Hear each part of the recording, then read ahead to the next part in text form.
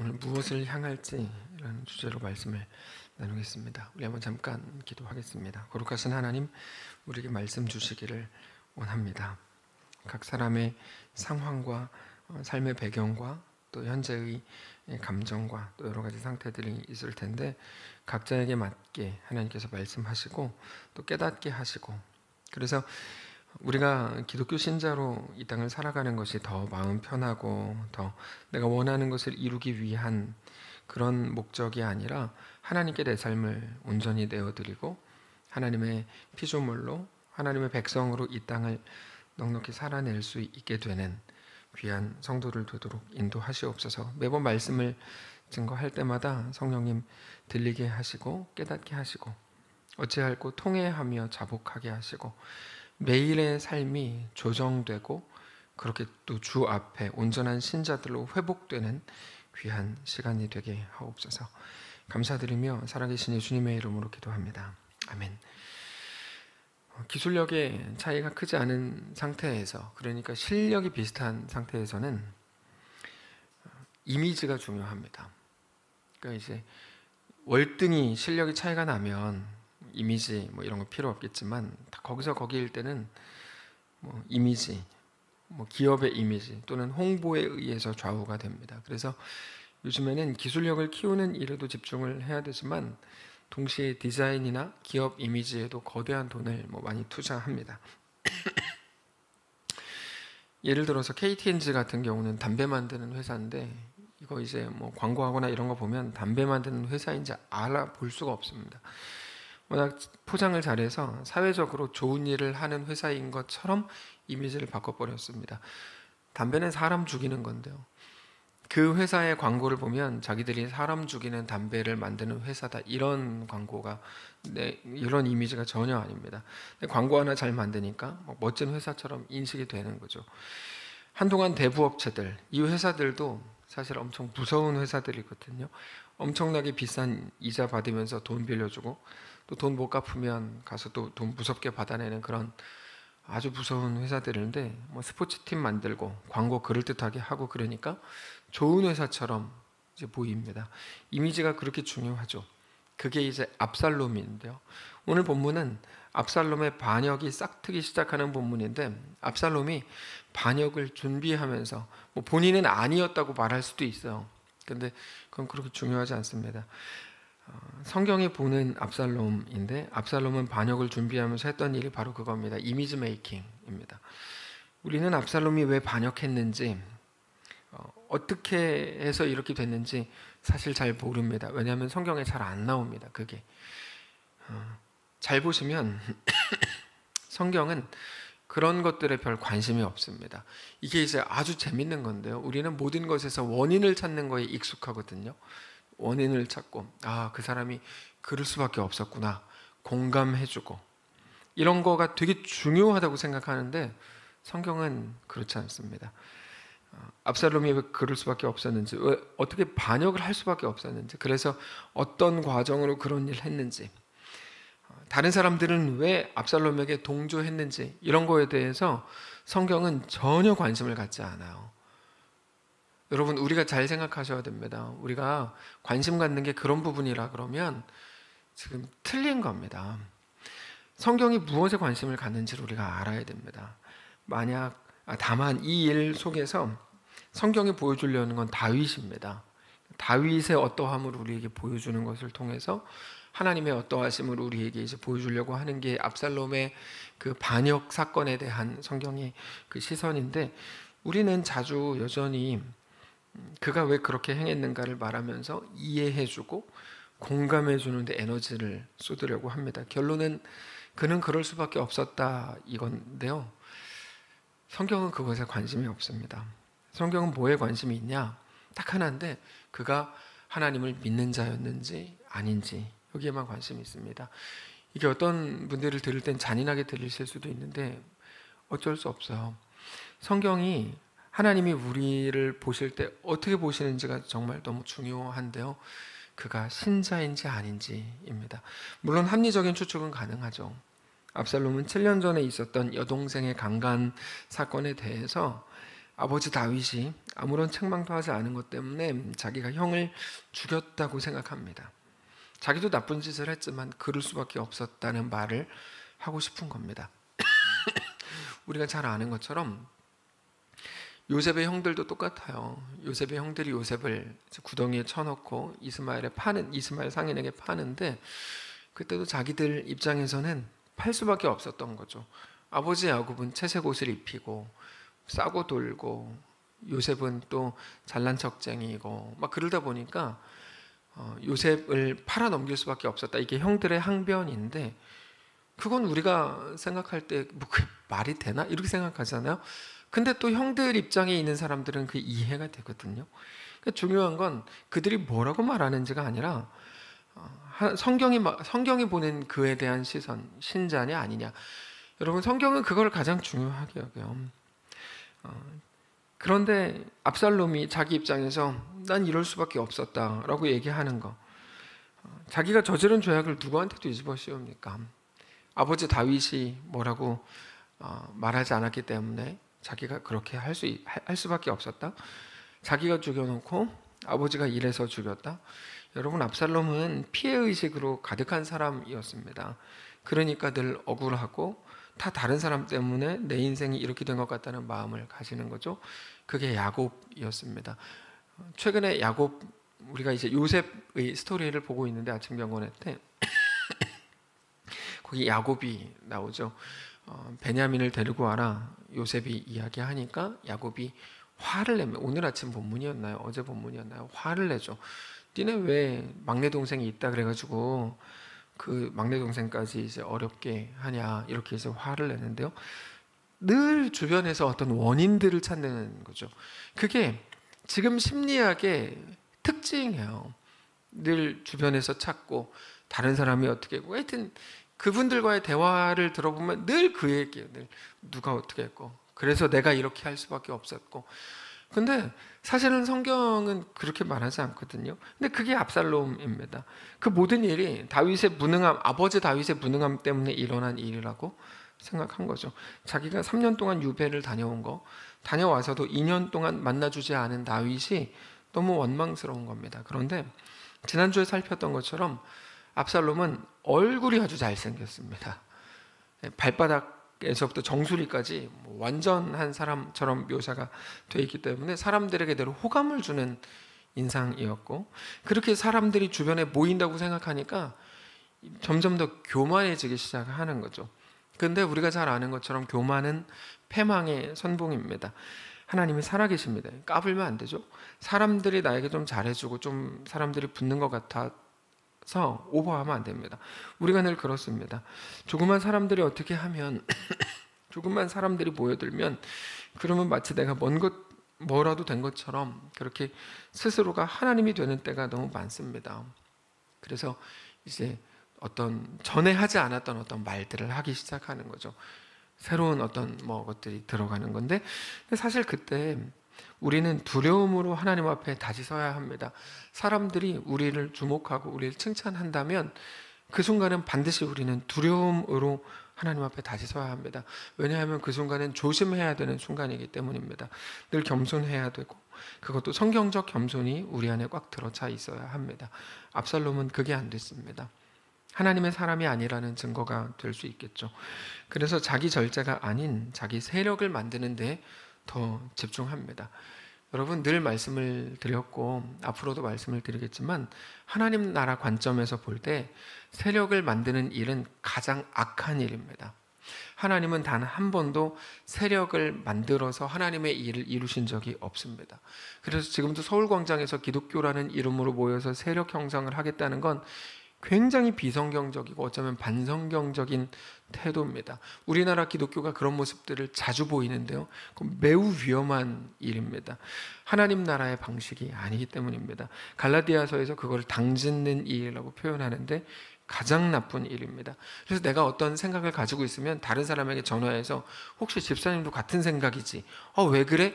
이런 제발 못된 짓은 하시면 안 돼요. 그건 정말 천하의 못된 짓이거든요.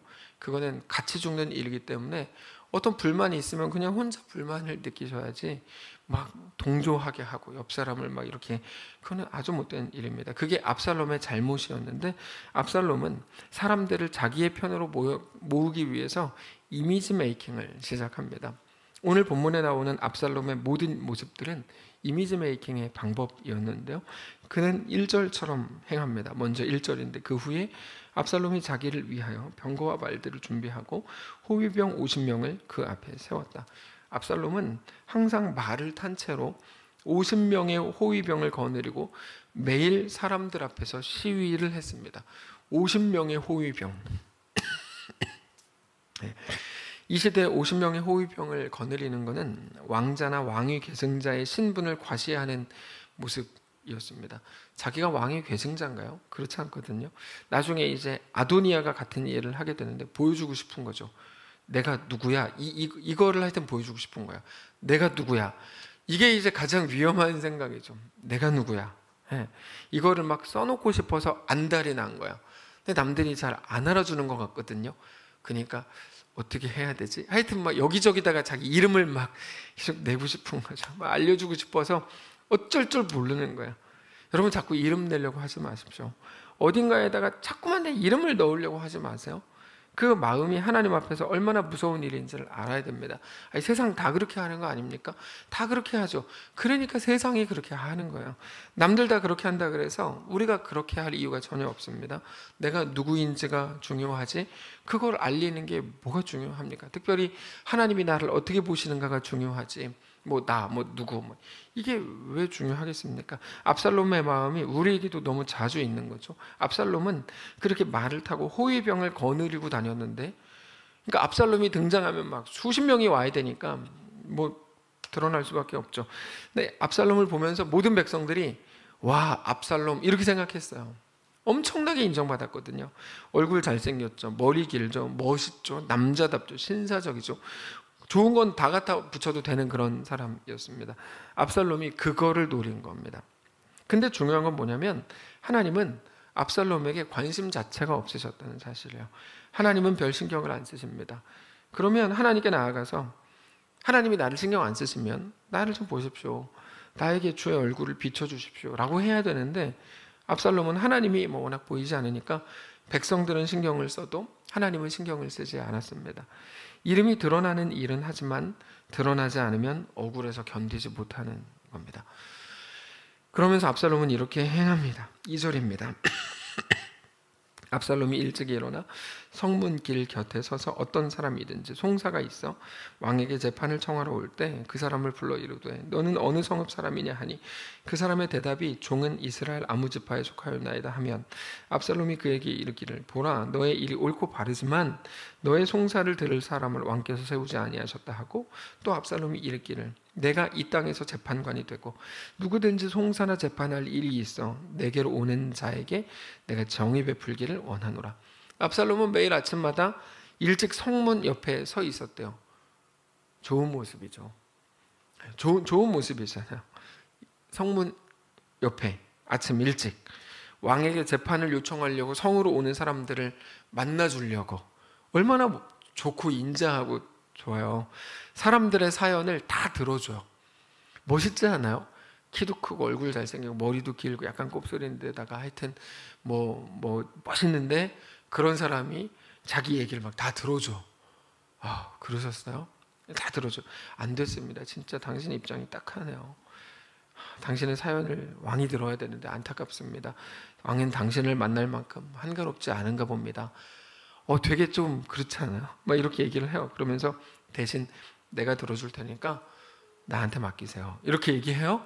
그렇게 오직 자기만이 해가 뜨자마자 아침 일찍 나와서 너의 억울한 일을 들었고 절박한 말을 들은 사람이고, 왕은 지금 자고 있을 거다.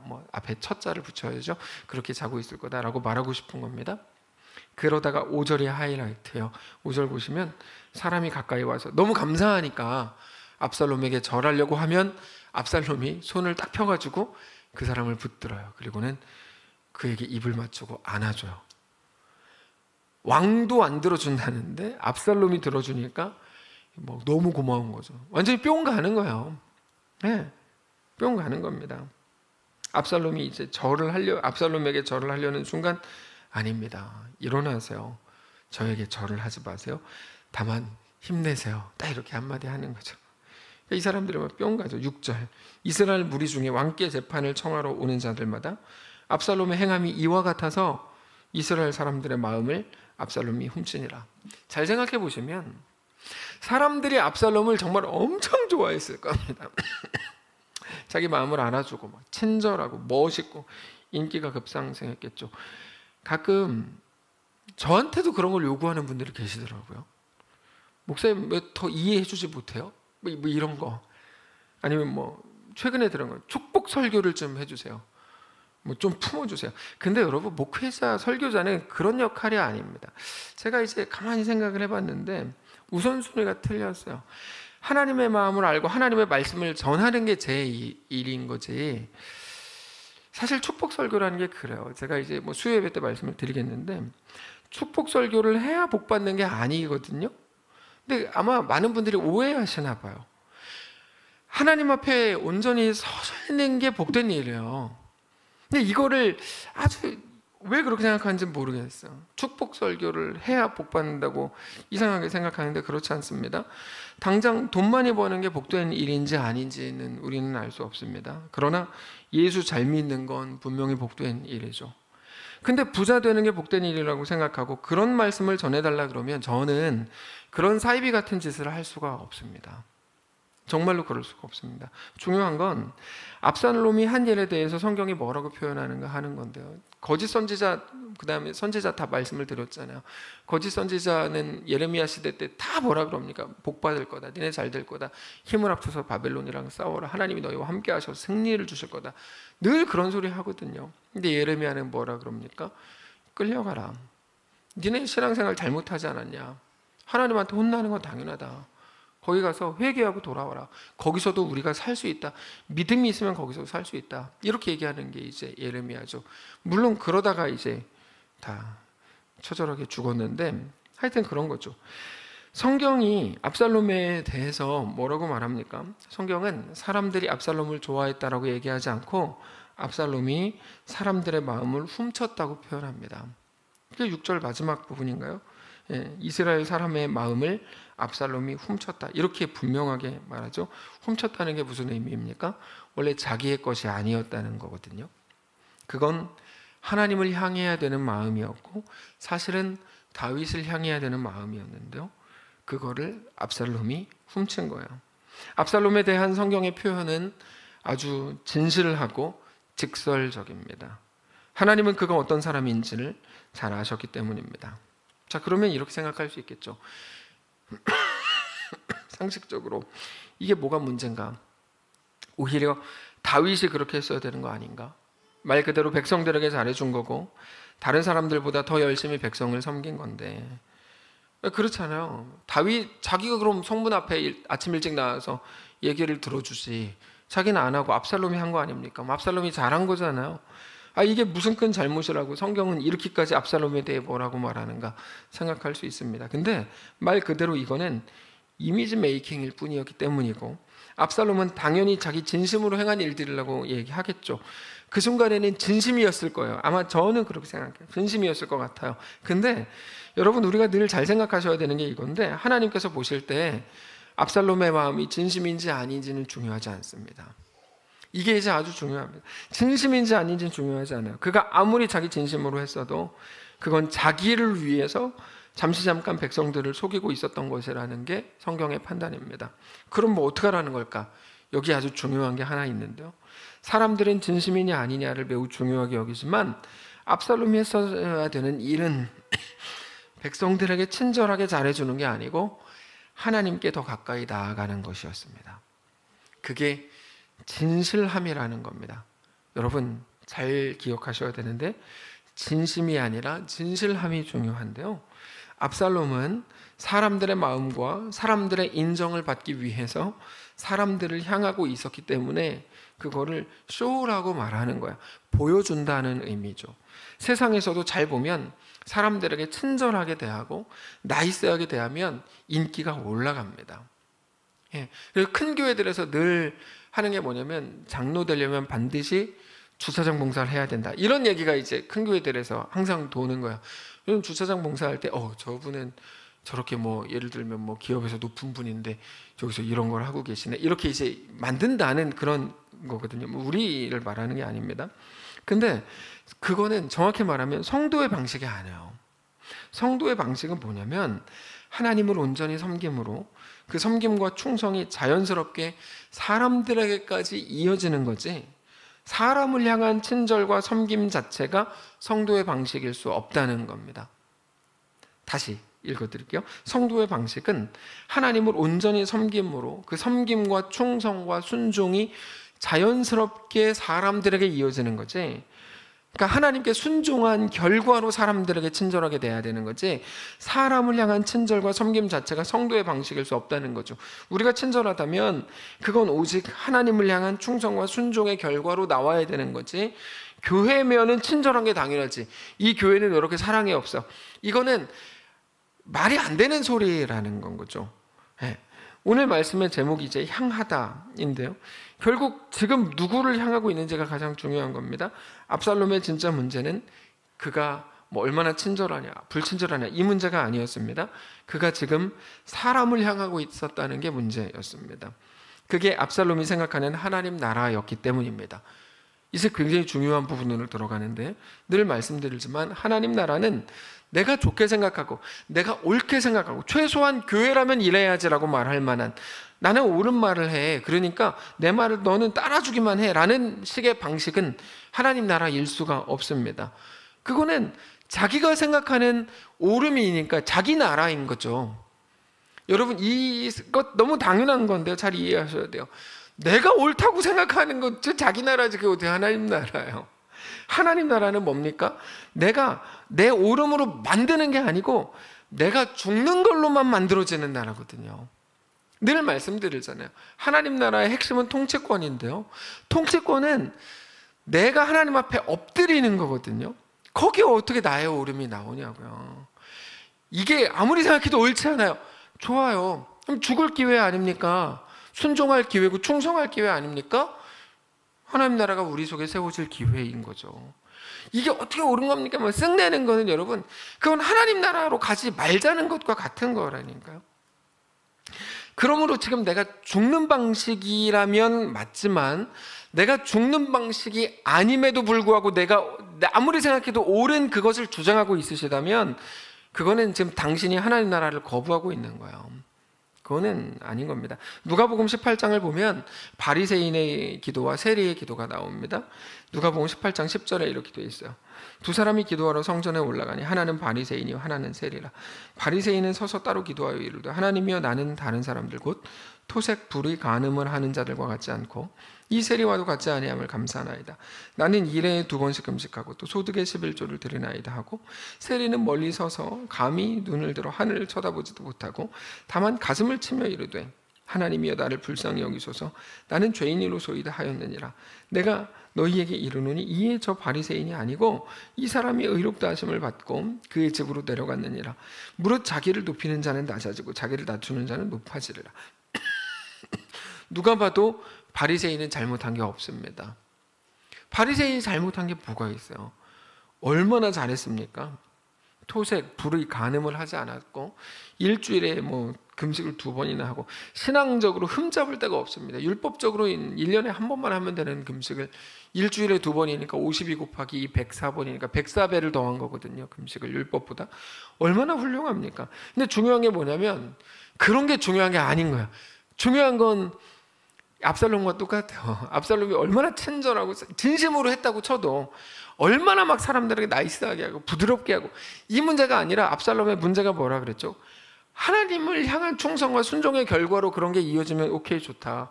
근데 압살롬은 그게 아니고 사람을 향했기 때문에 틀린 거라고 말씀을 드렸는데요, 바리새인이 똑같아요. 바리새인이 대단한 삶을 살았나 봐요.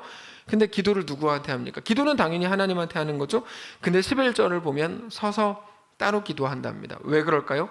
사람들에게 보여주려고 한 거거든요. 왜 큰 소리로 기도합니까? 사람들 들으라고 기도하는 거죠. 자, 기도는 하나님께 하는 건데, 하나님과의 대화인데, 바리새인은 누구한테 기도합니까?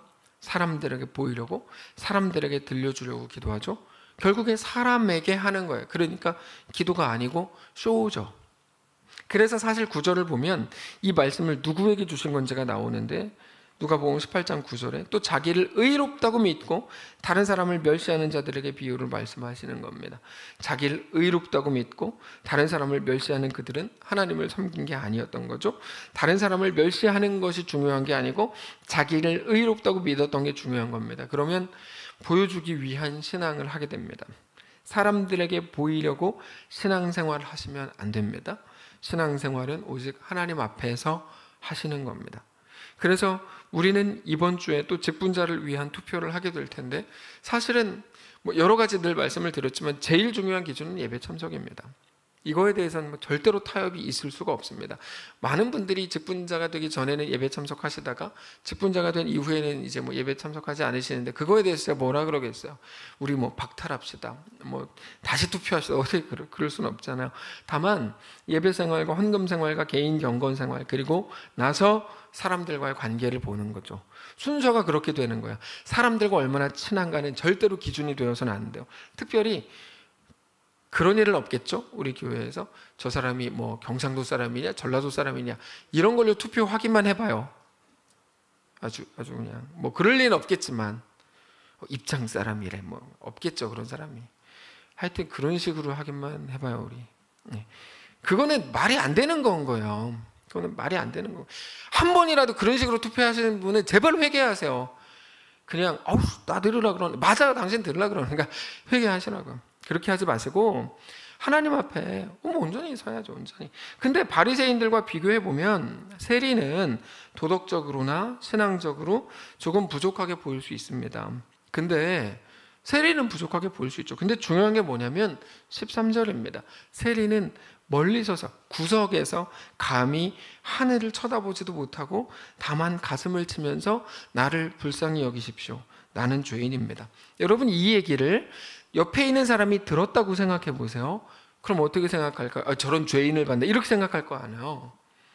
그는 지금 사람이 신경 쓰이지 않는 거죠. 하나님께 기도하고 있는 중인 거예요.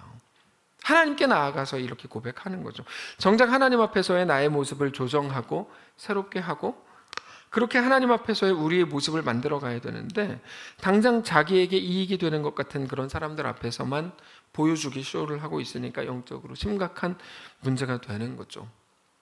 오늘 본문에서 압살롬은 권력이 소중해서 백성들에게 잘 보이려고 했습니다. 근데 그가 붙든 것은 썩은 동아줄이었습니다. 백성들에게 잘해봤자 의미 없다는 말이 아니고 중심을 잘못 봤다는 말입니다. 목표를 잘못 선택한 겁니다. 그거는 절대로 온전한 신자의 모습이 아닙니다. 신자는 하나님 앞에서, 여러분 이제 거의 다 왔습니다. 끝까지 다 왔어요. 결론입니다. 신자는 하나님 앞에서 늘 좋은 사람이 되기를 애써야 됩니다. 신자는 자기를 계속 설득하는 사람이 아니고요, 하나님 앞에서 정말 좋은 사람이 되셔야 돼요. 여러분, 하나님께 잘 보이시기를 원합니다. 그게 신자예요. 그래서 어떤 상황이 딱 되잖아요. 그걸 자꾸 해결하려고 하지 마시고 그때 믿음의 말을 하시라고요. 어떤 어려운 상황이 딱 일어났어요. 그럼 거기서 그 현실을 정말 멋있게 헤쳐나가고, 이건 다른 사람이 해도 됩니다. 그때 그렇게 하지 마시고 어떻게 하시라고요? 하나님께 그 순간에 잘 보이시라고요. 믿음의 말을 하세요. 내가 믿는 분이 하나님이시라고 그때 그 순간에 고백할 수 있는 너무 좋은 기회를 만나셨잖아요. 어려움이 일어났습니까? 하나님은 나의 소망입니다, 그 말 할 수 있는 기회를 만나신 거 아니에요. 근데 거기다가 대고 왜 불평을 하고 왜 이렇게 합니까? 왜 그렇게 하지 마시고 그때 믿음의 고백을 하십시오. 그게 진정한 유익입니다. 근데 이게 함정이에요. 사람에게 잘 보이고 사람에게 친절하고 사람에게 잘하는 거는 모두의 눈에 보입니다.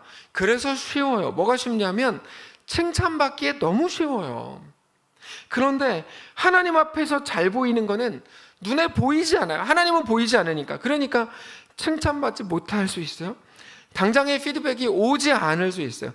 그러면 또 억울해지고 내가 또 뭐 하고 있나 생각할 수 있습니다. 근데 그게 신자의 길입니다. 당장은 만만치 않은 겁니다. 그래서 압살롬이 그렇게 안 한 겁니다. 당장의 결과를 얻을 수 있는 쉬운 길을 선택한 거죠. 쉬운 길, 특별히 자기에게 쉬운 길은 여러분 거의 틀린 길일 때가 많습니다. 그거는 믿음의 길이 아니기 때문입니다. 바리새인의 길은 너무 쉬운 길이었어요. 사람에게 잘 보이는 것만큼 쉬운 길이 어디 있습니까? 하나님은 안 보이고 그저 자기를 인정해 줄 만한 사람이 보였던 거죠. 그래서 사람 앞에서만 잘난 척을 한 겁니다. 우리에게 정말 소중한 존재, 소중한 분이 누구신지 기억하시길 원합니다. 신자의 길은 상황에 맞추어서 가는 길이 아닙니다. 눈에 보이는 대로 가지 않습니다. 그래서 어렵습니다. 좁은 길입니다. 여러분, 이제까지 우리 교회가 어떻게 왔는지 양심을 가지고 보십시오. 우리가 돈으로 여기까지 왔습니까? 우리가 어떻게 그렇게 왔습니까? 우리가 뭐 재정적으로 그리고 여러 가지 상황이 녹록하고 좋고 편해서 막 이렇게 왔습니까?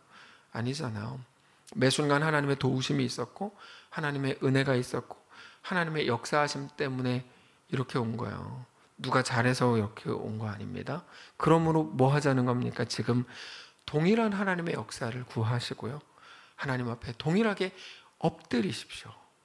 여기서 인간적인 것 가지고 오지 마시고 하나님의 뜻 앞에 엎드리고, 하나님 그렇습니다, 주님이 다스리십니다, 정직히 고백하는 교회가 되어야 할 겁니다. 말씀을 정리하겠습니다.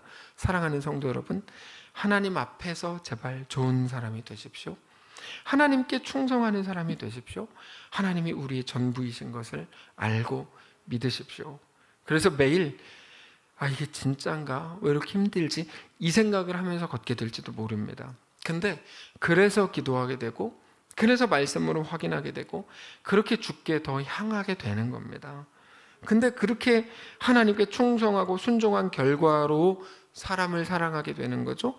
우리의 모든 삶은 결국 하나님께 대한 순종의 결과여야 하는 겁니다.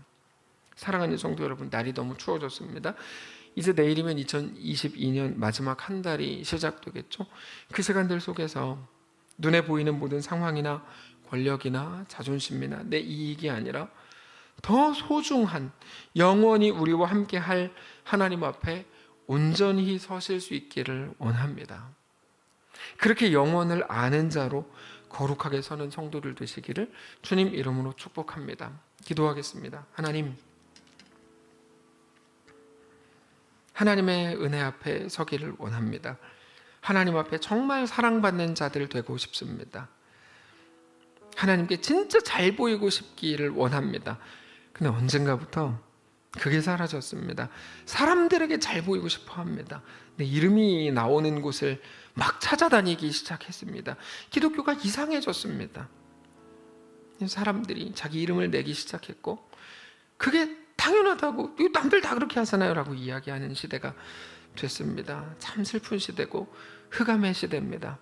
하나님 우리를 불쌍히 여겨주시고 이제 하나님 앞에 온전히 나아가 하나님만 내 삶의 주인이요 왕입니다 고백하는, 그렇게 하나님께 사랑받는 모든 성도를 될 수 있도록 인도하시옵소서. 하나님께 사랑받는다는 게 하나님이 은혜 주셔가지고 막 돈 벌게 되고 막 더 건강해지고 이런 거 아니고, 하나님께 진정한 의미에서 사랑받을 수 있는, 하나님께 온전히 사랑받는 참 신자들로 다 세워질 수 있도록 인도하옵소서. 믿음으로 우리에게 주어진 길을 걷기를 원합니다.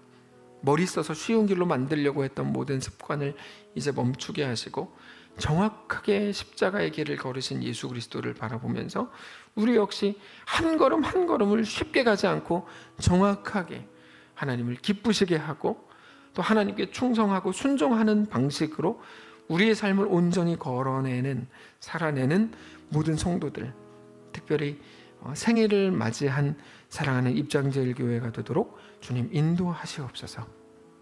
하나님, 이미 많은 신앙의 선배들을 통해서 여기까지 그들의 눈물과 피와 땀을 통하여 오게 하신 하나님 주님을 찬양합니다. 앞으로 우리에게 주어진 시간만큼 하나님을 더 사랑하고 하나님 앞에 우리 몸과 삶을 내어드리는 거룩한 교회로 계속 세워지도록 주님 인도하옵소서. 인간의 방법이 좌우되지 않는 교회가 되게 하시고 오직 믿음으로 꽉 찬 교회가 되도록 역사하시옵소서. 주의 은혜로 그렇게 채우시기를 소원하며 살아계신 예수님의 이름으로 기도합니다. 아멘. 하늘에 계신 우리 아버지여, 이름이 거룩히 여김을 받으시오며 나라가 임하시며 뜻이 하늘에서 이룬 것 같이 땅에서도 이루어지이다. 오늘 우리에게 일용할 양식을 주시고 우리가 우리에게 주진 자를 사하여 준 것 같이 우리 죄를 사하여 주시고 우리를 시험에 들게 하지 마시고 다만 악에서 구하시옵소서. 대개 나라와 권세와 영광이 아버지께 영원히 있사옵나이다. 아멘.